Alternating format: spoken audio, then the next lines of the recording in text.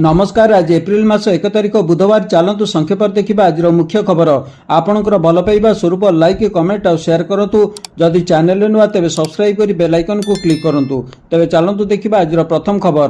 LIC दमदार scheme 45 टंका जमारे मिल 25 लाख टंका भविष्य टेंशन रु मिल मुक्ति। भारतीय जीवन बीमा निगम LIC दशंधि धरी लक्ष लक्ष भारतीयों विश्वास और सुरक्षार प्रतीक हो आसी। जदि जड़े 35 वर्षीय व्यक्ति 25 लाख टंकार एक बड़ पांठि चाहती एवं आगामी 35 वर्ष पर संचय करने को चाहते तेबे वर्ष को हाराहारी 16,300 प्रीमियम देवाक पड़िबो। जदि यह राशि को मासिक आधार विभक्त करा जाए तेबे यह प्राय मासिक 1369 टंका एवं प्रतिदिन मात्र 45 टंका होता है। यही संपूर्ण समय मध्य निवेशक मोट प्राय 5.70 लाख टंका जमा करती। वर्तमान बोनस हार आधार में 35 वर्ष पर पॉलिसी धारक प्राय 25 लाख टंका एककालीन पाइबे। यही 25 लाख टंका मध्य 5 लाख टंका होउची सम एरियर्स, 8.60 लाख टंका होउची बोनस एवं 11.50 लाख टंका होउची फाइनल एडिशनल बोनस। परवर्ती खबर। बजार में युद्ध तांडव प्रथम थर टंका 95 पार तेजीब दरदाम आम आदमी को झटका। मध्यप्राच्य रणहुंकार भारतीय बजार में सृष्टि करछि कंपन। दुर्बल होई चलिछि टंका, तैल दर उपरमुहा आउ पुंजी बजार थरहर।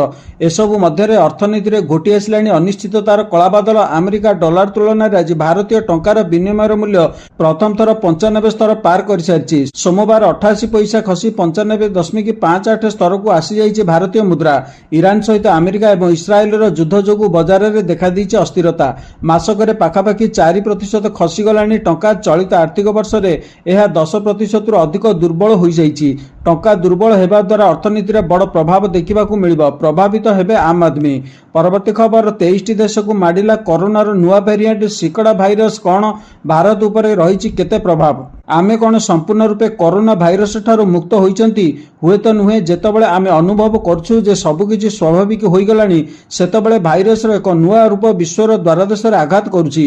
एथर सहर में चर्चा होउछि सिकड़ा। आसंतु एबे सिकड़ा विषय आलोचना करिबा। आपण भाबुथिबे जे सिकड़ा होउछि एक कीटर नाम। वास्तव में यह कोविड-19 एक नुआ वेरिएंट। वैश्विक भाषा वैज्ञानिक माने यहाको BA.3.2 बोली कहउछंती, किंतु यह कौन केवल अमेरिकीय समस्या? संपूर्ण नुहे। रिपोर्ट गुड़िक सूचाई जे भारत में मध्य INSA-CoG XFG नाम परिचित एक नूतन वेरिएंटर 163 मामला रेकर्ड करिछि। परवर्ती खबर। आसीगला छुट्टी लिस्ट। एप्रिल एते दिन बंद रहिबो स्कूल। 2026-27 शिक्षा वर्ष आरंभ होबाकू जाउछि। एहा सहित छात्र छात्री मानक पई किछि स्वागत योग्य खबर मध्ये आसीछि। एप्रिल 2026 पई कैलेंडर छुट्टी रे भरिबाकू जाउछि। एही मासरे गुड फ्राइडे, आंबेडकर जयंती एवं बैशाखी भली प्रमुख पर्व पालन करा जाउछि, जहा फल देशर विभिन्न राज्यर स्कूल एवं कॉलेज गुड़िकर छुट्टी घोषणा करा जाइछि।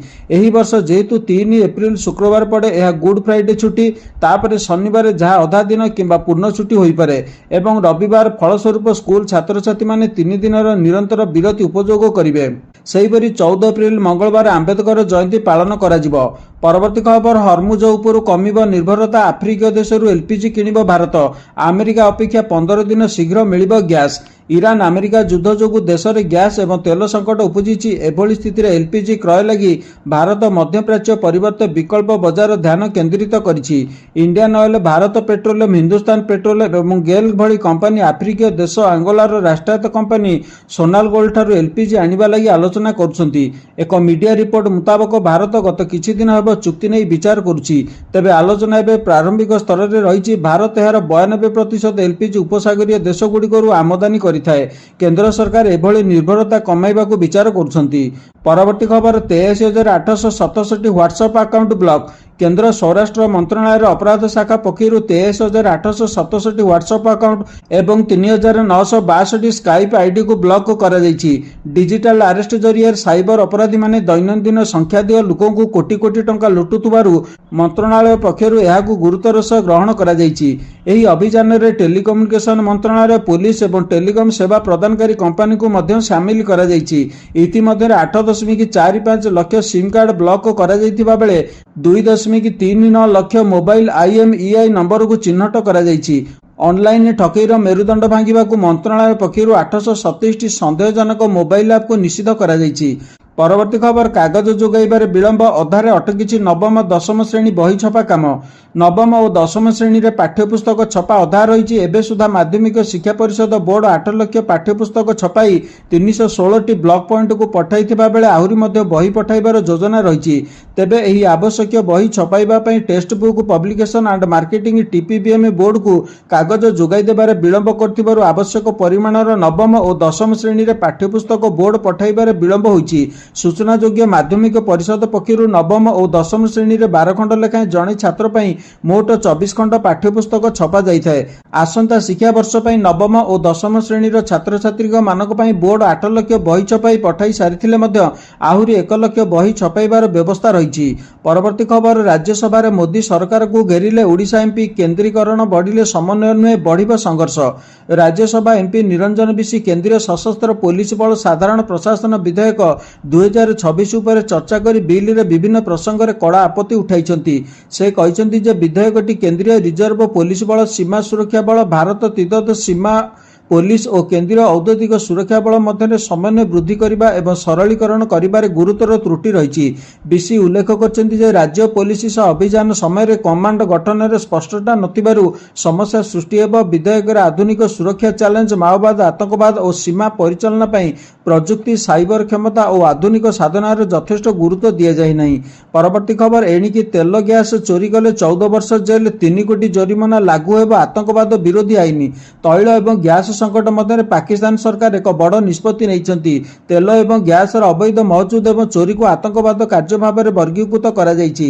ଏହି ସମ୍ପର୍କରେ ସୋମବାର ଜାତୀୟ ସଭାରେ ଏକ ବିଲ୍ ଆଗତ କରାଯାଇଥିଲା। ଏହି ବିଲ୍ ପାରିତ ହେବା ପରେ ପାକିସ୍ତାନରେ ତୈଳ ଏବଂ ଗ୍ୟାସର ମହଜୁଦ, ଚୋରାଚାଲାଣ ଏବଂ ଅବୈଧ ଦଖଲ ଏକ ଦଣ୍ଡନୀୟ ଅପରାଧ ହୋଇଯିବ। ପାକିସ୍ତାନ ସରକାର କହିଛନ୍ତି ଯେ ଆତଙ୍କବାଦୀମାନେ ପ୍ରଥମେ ପାଇପଲାଇନକୁ କ୍ଷତି ପହଞ୍ଚାଇଥାନ୍ତି ଏବଂ ତାପରେ ମାଫିଆ ନେଟୱାର୍କ ମାଧ୍ୟମରେ ତେଲ ଏବଂ ଗ୍ୟାସ ବିକ୍ରି କରନ୍ତି। ଏହି ପାଣ୍ଠି ପାକିସ୍ତାନ ଭିତରେ ଆତଙ୍କବାଦକୁ ଇନ୍ଧନ ଯୋଗାଇବା ପାଇଁ ବ୍ୟବହାର କରାଯାଏ। ପରବର୍ତ୍ତୀ ଖବର ଗୃହରେ ବିଜୁ ଝଡ଼ 11:30 ପର୍ଯ୍ୟନ୍ତ ଗୃହ ମୁଲତବୀ। ବିଧାନସଭା ବଜେଟ୍ ଅଧିବେଶନରେ ବିଜୁ ଝଡ଼ ଆଜି ବି ଚାଲିପାରିଲାନି ବିଧାନସଭା।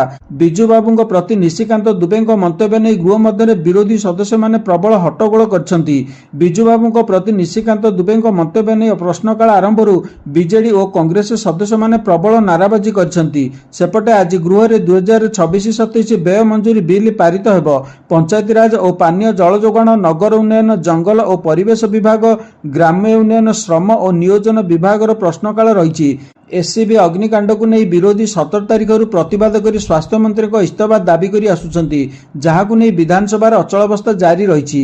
ପରବର୍ତ୍ତୀ ଖବର ଘର ସିମେଣ୍ଟଠୁ ନେଇ ଖାଦ୍ୟ, ବିଦ୍ୟୁତ୍ ଓ ପାଣି ପର୍ଯ୍ୟନ୍ତ ପ୍ରତ୍ୟେକ ପରିବାରକୁ ପଚରାଯିବ ଏହି 33ଟି ପ୍ରଶ୍ନ। ଭାରତରେ ହେବାକୁ ଥିବା ପରବର୍ତ୍ତୀ ଜନଗଣନା କେବଳ ଲୋକଙ୍କର ଏକ ସାଧାରଣ ଗଣନା ନୁହେଁ, ବରଂ ଏହା ଆପଣଙ୍କର ଏବଂ ଆମର ଜୀବନଶୈଳୀର ଏକ ବ୍ୟାପକ ଡିଜିଟାଲ ପ୍ରୋଫାଇଲ ହେବାକୁ ଯାଉଛି। କେନ୍ଦ୍ର ସରକାର 16ତମ ଜନଗଣନା ପାଇଁ ଏହାର ପ୍ରସ୍ତୁତିକୁ ଚୂଡ଼ାନ୍ତ କରିଛନ୍ତି ଏବଂ ପଚରାଯିବାକୁ ଥିବା 33ଟି ପ୍ରଶ୍ନର ଏକ ନିର୍ଦ୍ଦିଷ୍ଟ ତାଲିକା ପ୍ରକାଶ କରିଛନ୍ତି। ଏବେ ପର୍ଯ୍ୟନ୍ତ ମାନକ ପ୍ରକ୍ରିୟାରେ ଜଣେ ସରକାରୀ ଗଣନାକାରୀ ଆପଣଙ୍କ ଘରକୁ ଆସି ଆପଣଙ୍କ ପକ୍ଷରୁ ପ୍ରଶ୍ନ ପଚାରିବା ଏବଂ ଜନଗଣନା ଫର୍ମ ପୂରଣ କରିବା ସାମିଲ ଥିଲା, କିନ୍ତୁ ଏଥର ସରକାର ଜନସାଧାରଣଙ୍କ ପାଇଁ ଏକ ସ୍ୱଗଣନା ସୁବିଧା ପ୍ରଚଳନ କରିଛନ୍ତି। ସରକାର ଏକ ଉତ୍ସର୍ଗୀକୃତ ଅନଲାଇନ ପୋର୍ଟାଲ ଆରମ୍ଭ କରିବେ, ଯେଉଁଠାରେ ବ୍ୟକ୍ତିବିଶେଷମାନେ ବ୍ୟକ୍ତିଗତ ଭାବରେ ନିଜର ଏବଂ ସେମାନଙ୍କର ପରିବାରର ସଦସ୍ୟଙ୍କ ବିବରଣୀ ପ୍ରବେଶ କରିପାରିବେ। ତେବେ ଖବରଗୁଡ଼ିକ କିପରି ଲାଗିଲା ଲାଇକ୍ କମେଣ୍ଟରେ ଜଣାଇବେ ଆଉ ସେୟାର କରିବାକୁ ଭୁଲିବେ ନାହିଁ। ଯଦି ଚ୍ୟାନେଲରେ ନୂଆ ତେବେ ସବସ୍କ୍ରାଇବ୍ କରି ବେଲ୍ ଆଇକନକୁ କ୍ଲିକ୍ କରନ୍ତୁ। ବର୍ତ୍ତମାନ ପାଇଁ ଖବର ଏତିକି। ନମସ୍କାର।